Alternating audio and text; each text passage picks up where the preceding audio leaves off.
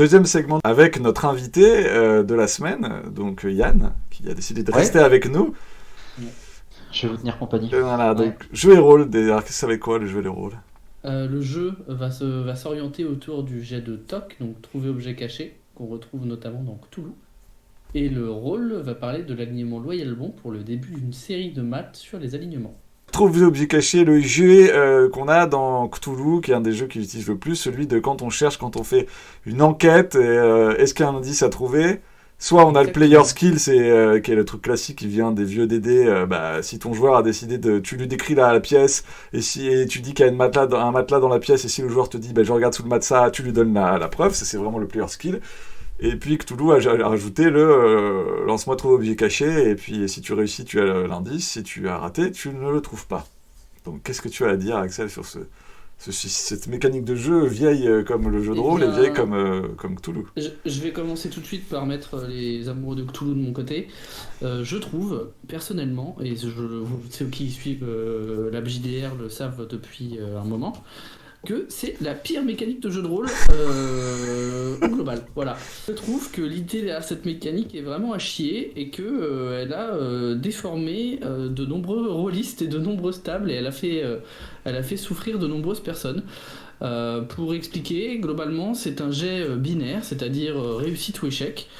Si tu trouves pas l'objet caché, si tu rates ton jet de trouver objet caché, tu ne trouves pas l'objet caché. Donc tu peux te retrouver complètement bloqué et ne pas trouver un objet clé. Hein. Par exemple, une note codée, la clé pour sortir, tout plein de choses en fait finalement. Tu peux rester bloqué comme un crétin. Et il m'est arrivé en tant que joueur d'avoir un MJ qui fait faire le jet de TOC. Tu rates et dit t'as raté. Ok, et on fait quoi du coup? Tu peux retenter, mais tu vas avoir un malus, ou tu peux retenter jusqu'à ce que tu réussisses. Et là, on va arriver au truc de ok, mais pourquoi je fais ce jet du coup si je dois le retrouver ce truc finalement? Quel est l'intérêt? Ok, Premier cas de figure, ne faisons pas ce jet, voilà finalement. Moi, ma mécanique alternative du jet de TOC, c'est ne pas faire chercher des indices qu'on va dire indispensables. Donnez-les aux joueurs en fait. On s'en fout finalement de trouver l'indice. Ce qui nous intéresse, c'est ce qu'on va en faire de l'indice. Donc ça, je pense que c'est la base. C'est-à-dire, en gros, le trouver objet caché, ça peut-être frustrer plein de joueurs, etc. Ok, là-dessus. Par quoi on peut le remplacer, et si on le garde, qu'est-ce qu'on peut en faire, voilà, qu'est-ce que... Oui, donc la première alternative donnée, c'est ne le faites pas, voilà. Mais sinon, je vais lancer Yann là-dessus avec les indices. Je sais plus comment tu nous as dit ça tout à l'heure. Moi, j'utilise des indices flottants. C'est un truc que j'ai lu, je crois, dans Gumshoe, que j'avais trouvé vraiment intéressant. Et toi, tu dis, alors, excuse-moi, je mets juste une parenthèse. Qu'est-ce que c'est Gumshoe? Gumshoe, c'est le jeu donc inspiré, qui est dérivé de Cthulhu, qui a été fait en concurrence directe avec l'appel de Cthulhu. Et Gumshoe, la mécanique a été utilisée dans Trail of Cthulhu, donc un jeu qui utilise le mythe de Cthulhu mais qui n'est pas l'appel de Cthulhu, dans lequel ils voulaient révolutionner la gestion de l'enquête avec la gestion des indices, et donc faire différemment, que c'est vraiment le jeu qui a dit on va faire autrement que le trouver objet caché, clairement, Trail of Cthulhu et le Gumshoe. Exactement. Et du coup, le concept des indices flottants, c'est effectivement, tu parlais de notes codées, de notes machin et tout. Donc, on a une liste d'indices que les joueurs doivent trouver.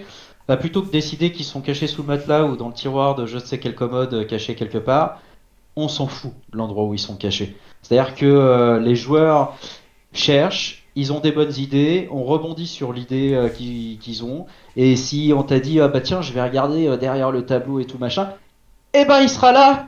Et du coup, au moins, ça permet de... Je trouve qu'il y a un côté, on récompense le joueur pour ses bonnes idées, finalement, et on n'est pas emmerdé par un jet qui est réussi ou raté.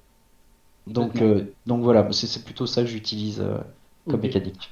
Voilà, c'est un peu la seconde idée moi que j'aime beaucoup, c'est effectivement rebondir sur l'idée des joueurs, parce que en général, les joueurs quand ils doivent chercher quelque chose, ils vont te trouver des trucs plus ou moins probables. Souvent du plus probable au moins probable, et au moment où tu veux que le mec trouve c'est vrai que derrière le tableau c'est une bonne idée, mais t'as un cachet sous la latte dans le parquet là, qui sont en train de checker en tapant comme des crétins là sur le mur. Paf, effectivement, il y a un creux. Faut faire un trou dans le mur pour voir ce qu'il y a derrière et ils trouvent la note, le livre, l'indice quoi. La deuxième chose, et Finelis on a parlé un peu dans le chat, ça va être, on a parlé d'un peu de granularité plus tôt dans la soirée, ça va être un peu la même chose. Faites un jet pour définir la manière dont va être trouvé l'objet, le temps qui va être mis notamment. Par exemple, une très bonne réussite va faire qu'on trouve l'objet très rapidement. Une moins bonne réussite va faire qu'on le trouve normalement ou très lentement, etc. Et en fait, alors pourquoi c'est important, c'est qu'évidemment vous pouvez avoir vous pouvez avoir des fronts, des adversités, etc. qui s'activent pendant ce temps-là. Ça peut être quelqu'un qui est à la recherche des PJ, ça peut être une course-poursuite, ça peut être des gens qui cherchent un autre indice ou qui viennent trouver cet indice. Et donc vous allez pouvoir mettre un timer et une pression sur les joueurs. Et donc c'est créateur de jeu. On peut du coup décider que ah ok, donc là t'as fait la super réussite, tu trouves direct, tu vas prendre un temps d'avance sur les gens que t'as derrière toi. Ou ou carrément, on peut aussi rajouter des niveaux de trouvailles. Je vais reprendre l'exemple du message codé. Réussite simple, ou même pas besoin de faire de jet, les joueurs vont trouver la note. On s'en fout, ils trouvent le papier. On fait un jet, et bien on va voir si le joueur trouve la note et des indices pour la décoder. Donc il va falloir qu'il prenne un peu de temps après pour la décoder, mais moins que s'il n'avait pas trouvé les indices. Et effectivement, si on a une super réussite, paf, tu trouves la note et t'as un tilt direct, tu trouves le code en fait, ou la clé pour décoder le truc directement. Donc pareil, tu prends ce temps d'avance, tu prends cette espèce d'avantage sur l'adversité. C'est une mécanique. Ouais. Ouais, c'est une mécanique qu'on peut appliquer à plein de choses. En fait, complètement, c'est pas que à de l'enquête. Voilà, mais je Ouais. pense à un autre truc, par exemple, si je peux intervenir vite fait. Vas-y. Plutôt que quand tu fais ton jet de crochetage pour savoir si tu ouvres une porte ou un coffre, plutôt de savoir si tu as réussi à l'ouvrir ou pas réussi à l'ouvrir, je pense que c'est plus intéressant de dire ok, tu l'as ouvert, par contre t'as raté ton jet de dés, donc t'as fait trop de bruit, t'as alerté les gardes, tu vas laisser des traces où on va pouvoir te retrouver ou des choses comme ça, parce que ça crée de l'histoire et ça permet d'enrichir l'histoire et de rebondir sur des choses plutôt que de dire t'as pas réussi à l'ouvrir. Et Là, t'es complètement. comme un con. Et c'est voilà. effectivement cette technique-là que j'adapte au jet de TOC. Ouais. Parce que je m'en fous d'avoir un échec. Je veux savoir en quoi l'échec, ou en tout cas quelle est la complication qui va venir apporter du jeu. Et par exemple, effectivement, quelqu'un va trouver la note en même temps. Paf, vous êtes découvert sur un échec. Vous êtes découvert en train de découvrir la note. Bon, va s'en suivre une altercation, une fuite, un combat, etc. Il y a une contrepartie. Ah ok, tu trouves la note, mais du coup tu essaies de tu te barres tellement vite que tu oublies un objet, ou l'alarme se met à résonner. Parce qu'au moment où tu as pris la note, paf, t'avais pas vu, mais il y a un système d'alarme. Et du coup, il y a un gros rocher qui te roule derrière pour venir t'écraser, par exemple. Quelqu'un se rend compte qu'ils l'ont trouvé. Ok, et puis on va pouvoir venir d'autres complications liées à ça. Ok, ils se rendent compte qu'ils l'ont trouvé, on a l'identité de qui l'a trouvé. En fait, on va venir s'en prendre à ta famille. Et du coup, le jet de TOC vient avoir un impact réel sur la fiction et pas être juste un bloqueur ou un permetteur de fiction. Excusez-moi, j'ai les termes en anglais, mais The fiction permitters. The fiction disabler. En fait, ça va permettre d'avoir une fiction plus intéressante plutôt que oui/non. En fait, le oui/non, c'est un peu, c'est plus compliqué pour rebondir. Et moi qui aime improviser. En fait, justement, avoir un jet qui me permet de donner un sens à ce qui se passe, ça va me permettre de rebondir là-dessus. Moi, j'ajouterais. Vas-y. Non. Qui ne s'est jamais retrouvé méga emmerdé sur un échec critique sur un jet d'escalade, quoi. Ah, qu'est-ce qu'on fait? Bon. Tu tombes et tu meurs? Est-ce que tu tombes de 100 mètres ou pas? Oui, non, non. Ouais. Non, tu réussis, mais t'as perdu tout ton équipement. Tu vois, par exemple. Du coup, voilà, par exemple, plus sympa. Je rajouterais juste un truc sur ça, c'est moi tout ce que vous me décrivez c'est super, c'est ce que je fais quand je joue au PBTA globalement, donc c'est très bien. Le PBTA ça permet de jouer à du non PBTA en impliquant plein de choses dedans, mais de temps en temps ne pas jouer à du PBTA, c'est des moments où parfois j'ai envie que des jets soient pas toujours des causes de rebondissement. Parce que le rebondissement, le principe du rebondissement, du fall forward permanent, c'est vraiment le PBTA, et tu peux tout à fait le faire avec un jet ouvert comme un D20 dans DD ou autre. Moi, quand j'utilise l'équivalent du TOC dans DD, en fait, c'est dans l'idée de je sais quel minimum vital je vais leur donner comme info pour que justement ils puissent faire quelque chose avec. Et plus ils font un jet, plus je leur donne des infos. Mais quitte à dans les infos que je vais leur donner, déborder et leur donner des trucs que tu comprends que ce sens, c'est celui. Et puis je leur donne carrément des trucs même que j'avais pas prévus et qui me permettent de détailler plus l'adversaire, le monstre, de créer des choses dans la fiction, mais sans que ça va pas y avoir un rebondissement, le boulet de canon va pas se passer par la porte, il y a pas une escouade de ninja qui va survivre. Mais si c'est très bien le jeu comme ça, mais si vous voulez jouer à un truc plus cool et qui soit juste, ok, tu auras le minimum vital, c'est pas ça l'enjeu c'est de savoir combien je vais te donner. Et donc tu récompenses le gros jet, parce que les joueurs ont fait un gros jet, en leur donnant beaucoup, quitte à en improviser en fait, et à plus grossir l'histoire ou le secret, parce que justement ils ont fait un gros jet, il faut que je le... Ouais, complètement. Bah, c'était un peu l'exemple que je donnais avec la note codée par exemple. C'est applicable effectivement à tout plein d'indices en fait. Voilà, on a fait un petit tour ça réagit pas mal dans le chat en parlant de player skill. C'est à peu près effectivement le seul le seul compartiment de jeu, la recherche d'indices, où j'aime bien le player skill, justement avec notamment ce couple player skill indice flottant, où les joueurs ont ce sentiment de réussite et d'accomplissement d'avoir trouvé j'ai trouvé le bon endroit où chercher le truc quoi. Voilà. Je sais que pour certains jeux d'enquête, les joueurs adorent avoir le prop, c'est-à-dire l'objectif, tu vois, avec l'écrit, ils regardent, et d'ailleurs, Blade Runner, jeu de rôle, nous allons bientôt faire un AP. Coming soon. C'est des enquêtes, et c'est super bien géré, parce qu'en gros, il te dit, voilà les informations que vous pouvez apprendre en fonction du nombre de jets, vous voyez le minimum, voilà celles que vous pouvez avoir en plus. Et c'est un jeu avec plein de props. Ouais. Et où tu files, je ne vous dis pas plus, j'ai préparé ça. Et donc les joueurs se retrouvent avec des props et ils peuvent vraiment faire, vous savez, dans Blade Runner, pour regarder les photos que ça va. Donc quand le jeu le permet, qu'il a un peu de luxe et qu'il vous file des beaux props ou quand vous voulez passer du temps, c'est sûr que là ça fait kiffer le joueur. Mais comme tous les player skills, attention. Parce que quand ça devient trop ardu ou trop complexe, et que votre joueur, ça m'est arrivé d'avoir des joueurs devant des trucs où tu t'es fait chier à faire un super props et tout, puis le joueur il fait bon, faut quand même accepter de temps en temps que les dés. En fait, justement, les méthodes qu'on a données n'interdisent pas les props. Moi, c'est des trucs que j'aime bien faire. J'aime bien préparer des messages cachés, des notes avec des messages cachés, etc. Mais ça vous interdit pas de justement faire ce jet et de donner des indices. Et soit le joueur trouve, soit à un moment donné, vous lâchez le morceau. C'est bien d'avoir un joueur qui cherche pendant 2, 3, 5 minutes. C'est beaucoup moins marrant d'avoir des joueurs qui galèrent devant 2 heures sur votre aide de jeu en mode je comprends pas ce qu'il y a écrit. Lâche le morceau quoi en fait. Si c'est essentiel à ton histoire et à l'avancée de ton scénario et au développement, lâche le truc quoi.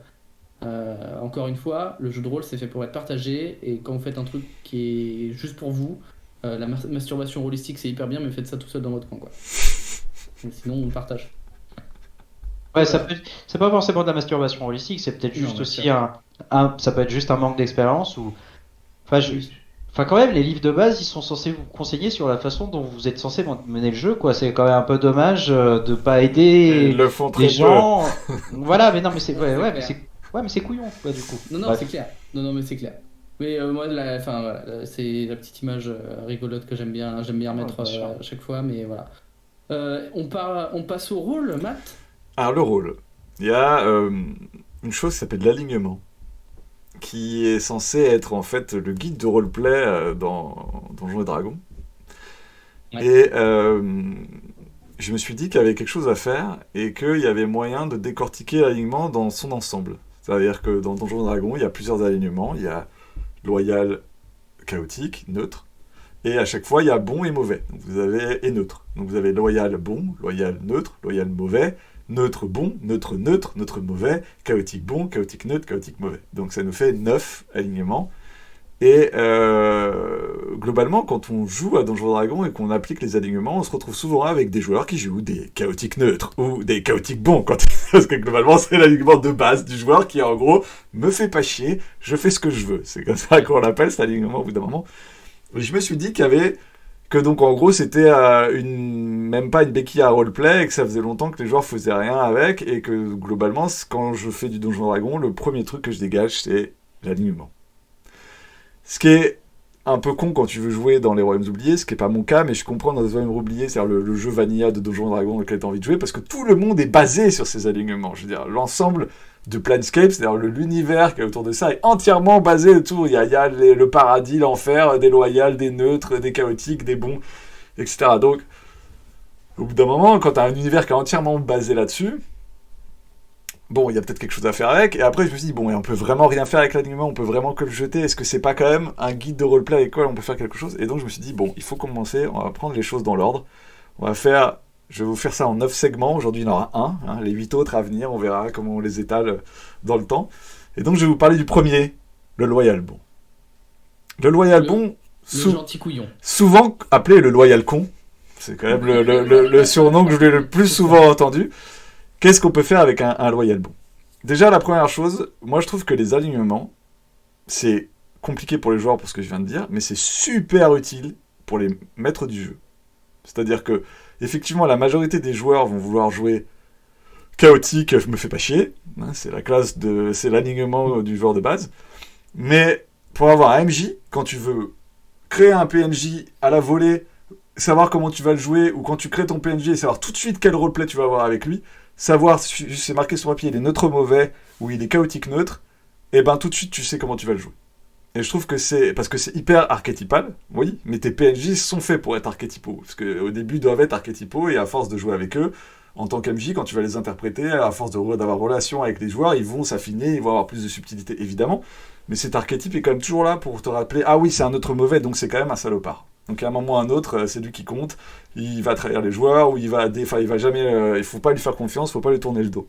Après, il va pas servir particulièrement l'ordre ou le chaos, mais bon, voilà. Donc je trouve que premièrement, c'est un bon truc. En tant qu'MJ, je l'utilise beaucoup, moi, pour me rappeler, ah oui, tel PJ, il est ça, quel que soit le jeu de rôle. Je trouve que c'est un truc hyper rapide. Maintenant, qu'est-ce qu'on peut faire avec spécifiquement un Loyal Bon? Le Loyal Bon, l'archétype, c'est le paladin. Ok. Souvent, le paladin, qu'est-ce qu'on imagine? On imagine un gars qui va être un facho intégriste, qui va brûler les hérétiques. Alors, c'est pas bon, ça! Alors, ça, c'est pas bon. On est d'accord, on n'est pas bon. Donc, c'est la version inquisiteur. C'est la version inquisiteur. Voilà. Donc, le Loyal Bon, on imagine quoi? Le chevalier. C'est-à-dire, quand on veut vraiment commencer à prendre, on imagine le chevalier, le bon couillon, qui va se jeter, qui va être stupide, qui va être naïf, qui va se jeter dans les soucis, qui va foncer vers le dragon, qui va jamais réfléchir. Ça peut être très sympa de jouer ça, on est d'accord, mais j'ai rarement vu des joueurs aimer jouer ça. Ça existe, hein. Je pense que ça existe de jouer comme ça, j'ai rarement vu. Maintenant, regardons le Loyal Bon autrement. Et je me suis dit qu'un des meilleurs moyens de ramener tous les aliments, essayons de trouver des personnages dans la fiction. Un Loyal Bon tout à fait acceptable, il s'appelle Obi-Wan Kenobi. Obi-Wan Kenobi, ah si, il est Loyal Bon. Il sert l'ordre, il est là, il est bon, parce que même si, mais oui, justement, il est bon, mais ça n'empêche pas de mentir, ça ne l'empêche pas d'être capable d'être un peu, il est pas neutre. Ah, regarde bien, c'est un Jedi. Tous les Jedi sont loyaux. C'est évident. Il trahit jamais sa parole. Ah si, c'est sûr, il trahit jamais sa parole. Il est toujours du côté de l'ordre. Les Jedi sont clairement du côté de l'ordre, des choses qui doivent être bien rangées, etc. Il y a la religion d'État. Quand tu es dans la Old Republics, genre les Jedi, c'est pas des gentils bisounours. Hein. Ils sont là pour défendre l'ordre, que le statu quo soit respecté. Le bonhomme vert, bordel, Obi-Wan, il est un peu shady sur les côtés, justement, avec le respect des... Mais justement, c'est ça, mais oui, mais c'est ça qui est important. Un Loyal Bon n'est pas obligatoirement en train de respecter les consignes sur tout. Il est loyal, c'est-à-dire que ce qu'il veut, c'est the greater good, c'est ce qui compte le plus, c'est le bien pour tous, et si parfois il faut être un peu shady, il n'y a pas de souci. Et bon, ça veut dire que s'il y a un danger, c'est lui qui prend les problèmes à la place des autres. Il va se mettre devant, il va faire le bouclier humain, il va aider la veuve et l'orphelin, il laissera jamais des enfants dans la merde, il fera toujours ce qu'il peut. pour aider les gens. Ah, si. Bah alors, Finley, c'est d'accord avec moi, tu as choisi un exemple controversé. Bah, Chapeau. C'est possible. C'est possible. Mais pour moi, tu prends un Jedi, si tu préfères. Pour moi, vraiment, tu peux jouer Obi-Wan Kenobi comme un loyal bon et ça marche. Mais justement, même dans ces questionnements internes, c'est-à-dire qu'un Jedi, il est pas obligatoirement un idiot. C'est pas obligatoirement quelqu'un qui va croire tout ce qu'on lui dit.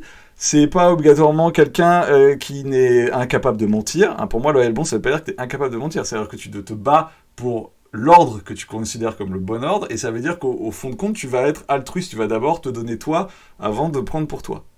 Et donc, une fois que ça s'est posé, pour ce greater good, pour cet objectif, tu peux être un peu plus accepter de temps en temps de mentir, etc. Tu n'iras jamais faire des coups de pute vraiment salauds parce que c'est contre toi. T'as une morale, quoi.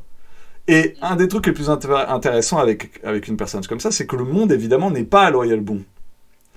Et donc, quand tu vois la série très mauvaise, au demeurant, Obi-Wan Kenobi, elle pose une chose très intéressante. Elle pose qu'est-ce que ça ressemble à un loyal bon quand il a été à l'origine d'un désastre horrible. En gros, il a formé Dark Vador. Dark Vador est un spoiler alert, un loyal mauvais, mais ça, on en parlera une autre fois.